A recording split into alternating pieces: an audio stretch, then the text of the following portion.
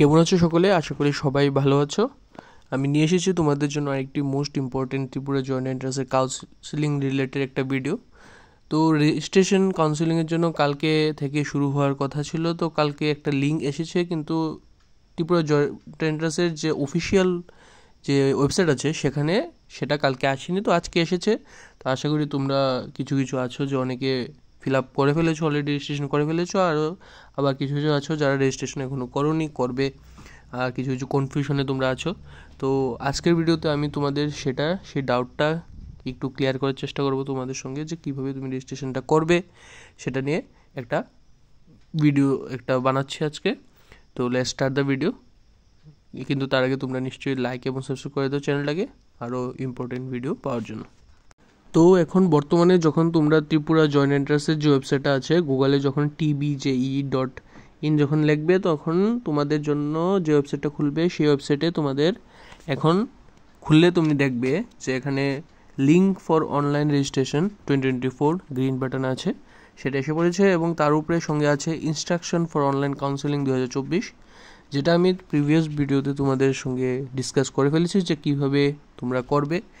আজকের ভিডিওতে আমি তোমাদের সরাসরি দেখিয়ে দিচ্ছি যে কিভাবে তোমরা করবে। সেটা তোমাদের একটা ফটোগ্রাফি আমি স্ক্রিনশট তুলে রেখেছি, সেটা তোমাদের দেখিয়ে দেব। তো চলো শুরু করি। প্রথমে তোমরা লিঙ্ক ফর অনলাইন রেজিস্ট্রেশন 2024 যেখানে আছে সেটাতে ক্লিক করবে। ক্লিক করার পর তোমাদের জন্য আলাদা একটা ওয়েবসাইটের চ্যানেল খুলে আসবে। দেখবে যে সেখানে তোমাদের নিউ ইউজার রেজিস্ট্রেশনের একটা অপশন আছে। সেই নিউ ইউজার রেজিস্ট্রেশনের মধ্যে তুমি তোমাদের name, email ID, mobile number, date of birth, password আর রিপাসওয়ার্ড, সেটা কনফার্ম পাসওয়ার্ড দিয়ে রেজিস্টার করে নেবে। রেজিস্টার করার পর তোমাদের একটা রেজিস্টার আইডি চলে আসবে।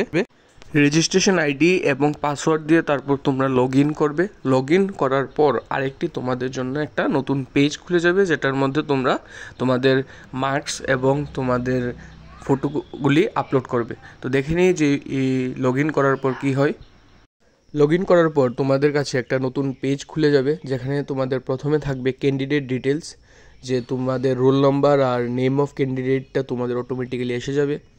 সঙ্গে তোমাদের যে মেরিট পজিশন পিসিবি এবং পিসিএম, যদি যারা দুটো নিয়েছো তাদের জন্য দুটো আসবে, যারা একটা নিয়েছো তাদের জন্য একটা আসবে। তোমাদের মেরিট লিস্টের যে মেরিট র্যাঙ্ক আছে সেটাও এসে যাবে অটোমেটিক্যালি, তোমাদের এটা ফিল আপ করতে হবে না, অটোমেটিক্যালি অটো ফিল থাকবে সেটা। তারপর রেজিস্ট্রেশন ফর কাউন্সিলিং নেক্সট স্টেপে দেখবে যে যেখানে আছে আপলোড পিআরটিসি আর রিলেটেড ডকুমেন্টস, তোমাদের সেখানে পিআরটিসিটা আপলোড করতে হবে। মনে রাখবে ফটো আপলোড করো অথবা পিডিএফ, তোমাকে 500 KB এর মধ্যেই তোমাদের রাখতে হবে সেই ফটোটা। তারপর তোমাদের বোর্ড নেমটা তোমরা লিখবে। বোর্ড নেমটা যে তোমরা রেজিস্ট্রেশনের সময় যেটা লিখেছিলে, ফিল আপ করেছিলে, সেটা অটোমেটিক্যালি বোর্ড নেমটা সেটা অটো ফিল থাকবে, সেখানে তোমরা আর কোনো এডিট করতে পারবে না বোর্ড নেমের মধ্যে। তারপর তোমাদের HS+2 মিনস 12-এর মধ্যে যে মার্কস আছে, টোটাল মার্কস আছে সেটা 500, সেটাও অটো ফিল থাকবে।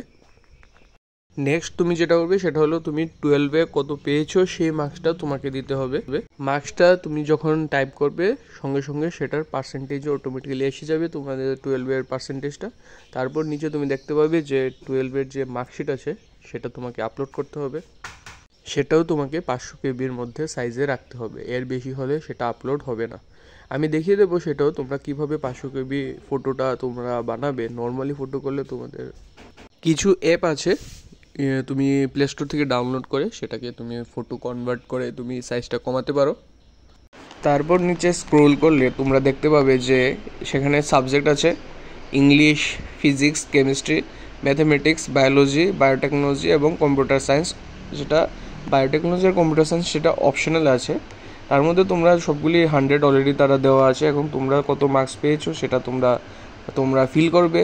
ফিল করার পর এখানে পাস অথবা ফেল, সেটাতে তোমরা পাস দিয়ে যাবে, আর যেটাতে ফিল করছো ফিল দেবে, কিন্তু তোমরা 5টা সাবজেক্টে যেটা পাস করেছো সেটাই দেওয়ার চেষ্টা করবে। তারপর তোমরা এজ প্রুফ টাইপ যেটা আছে সেটা দিবে।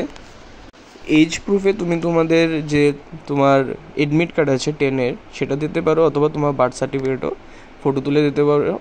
সবসময় মনে রাখবে 500 KB-এর মধ্যে হতে হবে, নাহলে কিন্তু সেটা অ্যাকসেপ্টেবল হবে না। তাহলে আমরা তারপর নেক্সট স্টেপে যাই। এরপর হলো লাস্ট স্টেপ, যেখানে তোমরা আই ডু হিয়ার বাই যে ডিক্লারেশন আছে সেটাতে ক্লিক করবে। তারপর তোমরা সেভ করবে, সেভ করে ফাইনাল সাবমিট করে নেবে। সেভ করার পরে দেখে নেবে যে সবগুলো ঠিক আছে কি না, তারপর একটা ফাইনাল সাবমিট দিয়ে দেবে। ফাইনাল সাবমিট হয়ে গেলে তোমাদের রেজিস্ট্রেশন এবং লগ ইন সব কিছু ফিনিশ হয়ে যাবে। একবার ফাইনাল সাবমিট করে দিলে দেখবে যে উপরে আসবে রেজিস্ট্রেশন ফাইনালাইজড, এর মানে তোমার রেজিস্ট্রেশন কমপ্লিট হয়ে গেছে। এখন তোমরা ওয়েট করবে 24 জুন শেষ হওয়ার পর তোমাদের জন্য কাউন্সেলিংটা খুলে যাবে, তারপর একটা নতুন নোটিফিকেশান আসবে এবং তোমরা কাউন্সেলিং প্রসেসটা নেক্সট স্টেপে কন্টিনিউ করবে। এখন 24 জুন পর্যন্ত তোমাদের আর কিছু করতে হবে না, ওয়েট ফর নেক্সট তোমাদের নোটিফিকেশন, তারপর তোমরা কাউন্সেলিংয়ে পার্টিসিপেট করবে। তো থ্যাংক ইউ, আশা করি তোমাদের অনেক হেল্প হয়েছে। আর যদি আরও কোনো তোমাদের কোয়েরি থাকে তোমরা কমেন্টে জানিয়ে দাও।